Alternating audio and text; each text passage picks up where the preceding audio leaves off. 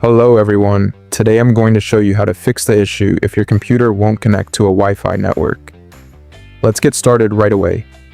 First, click on Start, then type Computer Management in the search bar and open it. In the window that opens, click on Device Manager on the left side.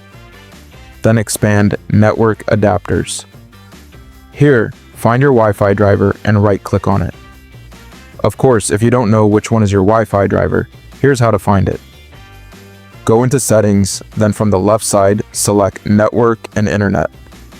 From there, click on Wi-Fi. In the window that opens, select Hardware Properties. Your Wi-Fi driver name will be listed there. Now let's go back to updating the driver. Right-click on your Wi-Fi driver and click Update Driver. Then choose Browse My Computer for drivers. After that, select the option at the bottom that says let me pick from a list of available drivers on my computer. Here, you might see more than one driver. Just choose your own driver and click Next. Your Wi-Fi driver is now being updated. Once this process is done, restart your computer. In most cases, your problem should be fixed.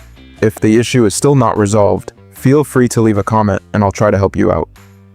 If the video helped you, don't forget to like and subscribe. See you in the next one.